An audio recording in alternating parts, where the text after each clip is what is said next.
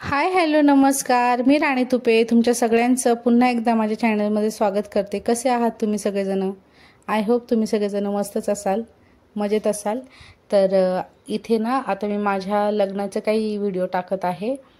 तर चॅनलवर नवीन असाल तर चॅनलला सबस्क्राईब करा, लाईक करा, शेअर करा आणि छान छान कमेंट्स करा।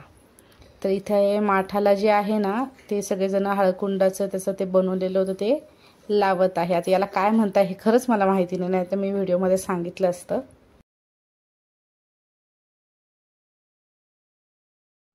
तर इथे माझे मामी आहे, मावशी, माझ्या भावाची बायको आहे एक, आणि माझी आजी पण आहे, मम्मीची मावशी आहेत त्या। तर हे सगळ्या जणांचं चालू होतं जसं जसं पद्धतीनं मला तर यामधलं काहीच माहिती नाही आहे। तर आता इथे हळद दळायला घेतली। हळद मांडवातच दळायची होती, पण झालं असं, एवढा पाऊस होता 9 तारखेला, 9 ऑक्टोबरला हळद होती आणि 11 ऑक्टोबरला लग्न होतं। तर 9 तारखेला इतका जास्त पाऊस होता, खूपच जास्त पाऊस होता। त्याच्यामुळे मग काही बाहेर बसता आलं नाही आणि आमच्या घराचा हॉल खूप मोठा होता, त्याच्यामुळे आम्ही घरातच हळद दळून घेतली। तर इथे कॅसेटमध्ये गाणे वगैरे आहेत, छान छान गाणे टाकलेले होते, पण आपल्याला गाणे यूट्यूबला अपलोड करता येत नाहीत, त्याने कॉपीराईट लागतो। त्यामुळे इथे मी माझा व्हॉइस ओव्हरच देत आहे। तर माझ्या व्हॉइस ओव्हरला प्लीज तुम्ही बोर नका होऊ। जसं जसं मला माहिती तसं तसं मी त्या गोष्टी सांगत चलेल। तर इथे हळद कुंकू वगैरे सगळं काही आता लावून घेणार आहे माझी वहिनी, आणि मी तयार व्हायला गेलेले आहे तिकडे पार्लरमध्ये। आमच्या बाजूलाच पार्लर होतं माझ्या मावशीचं, तर मी तिथे रेडी व्हायला गेलेले। आता इथे काही जण मला हे सुद्धा कमेंट करू शकतात की 11 ऑक्टोबरला तुझं लग्न झाले 2020 रोजी, तर तू एवढ्या उशिरा तुझ्या लग्नाचा व्हिडिओ का अपलोड करते? तर ते याच्यासाठी की त्यावेळेस मी व्हिडिओ अपलोड करण्याचा प्रयत्न केलेला होता, जेव्हा मी चॅनल माझं नवीन काढलेलं होतं त्यावेळेस काहीतरी इश्यू होत होता माझ्या चॅनलवर, त्यामुळे मी तो अपलोड नव्हता केला। आणि मध्येही मी 1-2 वेळेस ट्राय केलेला होता व्हिडिओ अपलोड करण्यासाठी, पण तो अपलोड होत नव्हता। तर आता मी व्यवस्थित एकदम छान प्रकारे त्याची एडिटिंग वगैरे करून अपलोड करून बघणार आहे। आताही जर तो अपलोड झाला तर ठीक आहे, नाही तर आताही तो व्हिडिओ तसाच राहून जाईल। तर इथे सगळ्यांचं दळण चालू आहे, गाणे पण म्हणताय छान, आणि ते काही मला तुम्हाला दाखवता नाही आलं, कारण की व्हिडिओ कॅसेट ज्यांनी बनवली होती त्यांनी याच्यावर लग्नाचे गाणे वगैरे टाकलेले होते, आणि मी ते तुम्हाला सांगितलं जसं की पोस्ट नाही करता येत यूट्यूबला। तर इथे मी रेडी व्हायला गेलेले होते, थोड्या वेळाने मी येते इथे, आणि त्यानंतर मग मला ते लोक घन चोरायला लावतात, घन चोरणे त्याला असं म्हणतात। तर इथे मी थोडंसं फास्ट फॉरवर्ड जर जमलं तर फास्ट फॉरवर्डमध्ये टाकून देते। तर तुम्ही बघा, एकदा मी असंच एक व्हिडिओ शूट करत होते आणि त्याला मी असंच व्हॉइस ओव्हर दिलेला होता। तर एक मला कमेंट इतकी वाईट आली की शांत बस ना, काय बोर करते अशी। तर मला कधी कधी एखादी वेळेस कमेंट वाचून पण खूप हसायला येतं, म्हणजे माणूस जर सांगतंय काहीतरी तर त्याला पण तुम्ही असं बोलले तर किती हे होतं ना। यूट्यूबला व्हिडिओ बनवणं खूप डिफिकल्ट आहे। एखादा व्हिडिओ घ्या, त्याला एडिटिंग करा, एडिटिंगमध्ये पण खूप टाईम जातो, जसं की मी तुम्हाला मागच्या व्हिडिओमध्ये पण सांगितलेलं आहे, खूप खूप खूप वेळ जातो एडिटिंगमध्ये। व्हॉइस ओव्हर जर द्यायचा असला तर 4 वेळेस व्हॉइस ओव्हर चेक करावं लागतं की व्यवस्थित आला आहे की नाही, त्यात अजून काही ॲड झालं आहे का, जसं की दुसरं काही टीव्हीच्या मोबाईलमधलं काही जरी आवाज जरी आला तर कॉपीराईट लागतं। खूप खूप खूप यूट्यूबचे गाईडलाईन्स असतात, हे ते आता जे लोक आहेत यूट्यूबवर त्यांना माहिती, जे लोक नाही आहेत यूट्यूबवर त्यांना नाही माहिती।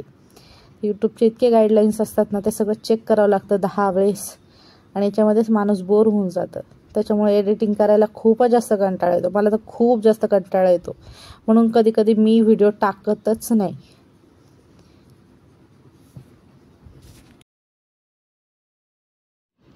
तर इथे चालू आहे यांचं दळण मस्तपैकी, यांची खूप हशी मजाक चालू होते सगळ्या गोष्टी। पण ते नाही, म्हणजे ते म्यूट करावं लागलं कॅसेटवाल्यालाच। इथे मी आता येते आणि इथे मी अशी शॉल वगैरे घेऊन बसलेले आणि चुपचाप असे गहू चोरायचे, त्याला घण बोलतात, आणि चोरून आपल्या वटीत टाकायचे. ते खूप शांतीने करायचं होतं, पण ते मी खूप जास्त स्पीडने करते, कारण की आम्हाला ऑलरेडी खूप उशीर होत होता आणि बाहेर पाऊस यायच्या अगोदर आम्हाला आवरून घ्यायचं होतं. त्याच्यासाठी चुपचाप चोरावं लागतात. हे मला माहिती नव्हतं, हे मी बघितलेलं नव्हतं कोणाचं, तर हे त्यांनी मला सांगितलं. मग म्हटलं अरे वा मस्त आहे. आणि तुम्ही आता इथे म्हणाल की अशी का बरं ओले केस वगैरे दिसते, तर पावसामुळं माझी हालत खराब झालेली होती, पूर्ण ओली झालेली होते, पूर्ण भिजले होते मी, कारण की मी गेले होते बांगड्या भरण्यासाठी, म्हणजे चुडा जो असतो ना, मी ते भरायला गेलेले होते, म्हणून मी ओली होऊन आलेले होते. तर तशीच बसलेले होते मी इथं आवरून. आणि अजून एक गोष्ट सांगायची अशी झाली की माझी इतकी जास्त तब्येत खराब होती माझ्या लग्नाच्या वेळेस, खूप जास्त तब्येत खराब होती माझी. मला 10 ते 15 दिवसापासून मला लूज मोशन लागलेले होते, आणि एवढी हालत माझी बेकार झालेली होती की ज्याची मी तुम्हाला सांगू पण नाही शकत. अजून जरी मी आठवलं की खूप मला त्यावेळेस हसायलाही येतं मला, आणि वाईटही वाटतं की काय हालत झाली होती आपली. असं कशामुळे झालं कशामुळे नाही माहिती नाही. मी एवढ्या गोळ्या वगैरे खाल्ल्या, अक्षरशः सलाईन वगैरे पण लागलेली होती मला, पण तरीही माझी काही तब्येत म्हणजे सुधारली नाही. आता इथे ज्या आमच्या मामी आहेत त्या तांब्यांना ना धागा बांधत आहे, पण मला याच्यामध्ये व्हिडिओ बघितल्याच्या नंतर लक्षात आलं की त्यांनी तो धागा उलटा लावलेला आहे. म्हणजे त्यांनी अँटी क्लॉकवाईज त्या फिरलेल्या आहे, आणि त्यांनी क्लॉकवाईज फिरायला पाहिजे होतं असं मला वाटते. आता माहिती नाही त्या कशा फिरतायत म्हणून. आपण ताट ओवाळतो पण तर आपण क्लॉकवाईज ओवाळतो बरोबर. तर ह्या ज्या जात आहेत ह्या अँटी क्लॉकवाईज जात आहेत. तर हे माझ्या गोष्ट नंतर लक्षात आली, कारण त्यावेळेस मी इथं नव्हते आणि बाकीचेही लोक इथं होते, पण ते का बरं नव्हते सांगत ते नाही माहिती मला, कारण हे उलटं फिरणं झालं. आणि हे कॅसेट बघितल्याच्या नंतर लक्षात आलं मला. आणि मला कधी मामीच्या समोर मी बहुतेक ही एक वेळेस बोलले पण आहे, काय माहिती आता आठवत नाही मला एवढं. तर इथं माझ्या मामाच्या मुली ज्या आहेत त्या सगळ्याजणी मस्त रांगोळी काढतायत. माझी बहीण पण आहे इथे एक. तर खूप छान त्यांनी रांगोळी काढली होती, सजवलं होतं. मग मस्त मी आले, आणि माझी तब्येत तुम्ही बघा आता, तुम्हाला म्हणजे मी प्रॉपर उभं कशी राहते त्याच्यावरून तुम्हाला समजेल.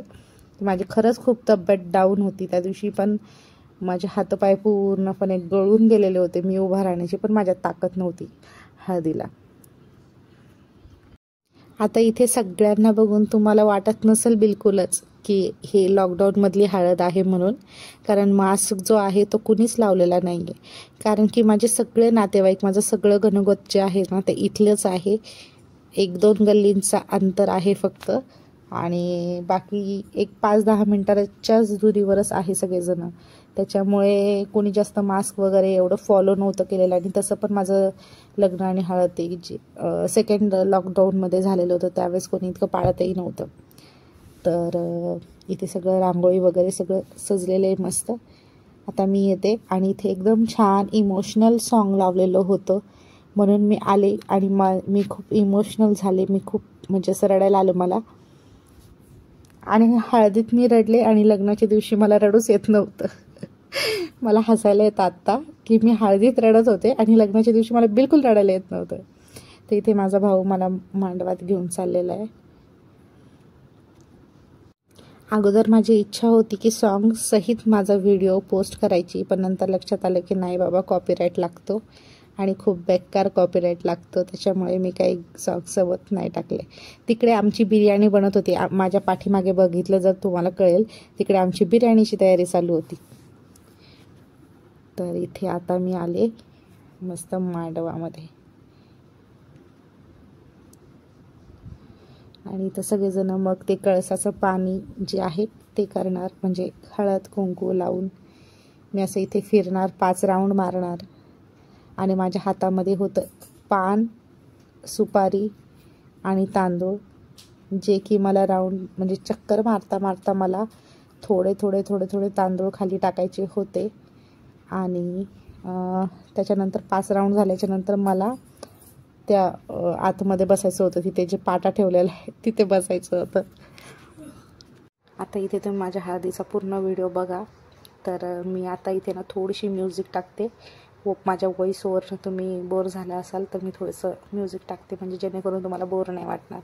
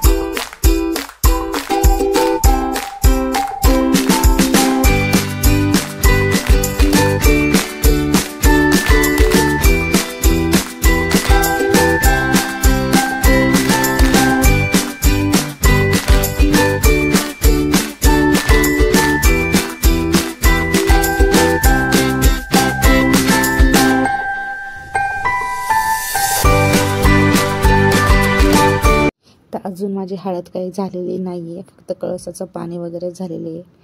तर चॅनलवर नवीन असाल तर चॅनलला सबस्क्राईब करा, लाईक करा, शेअर करा, छान छान कमेंट करा. याचा पार्ट 2 जो आहे तो मी नेक्स्ट व्हिडिओमध्ये पोस्ट करते. ओके, तर थँक्यू सो मच तुम्ही माझ्या चॅनलवर आलात, एवढा शेवटपर्यंत व्हिडिओ बघितला त्यासाठी. आणि असेच येत राहा, असंच प्रेम करत राहा आणि असाच माझ्या चॅनलवर सपोर्ट देत राहा. Thank you so much. Bye and take care.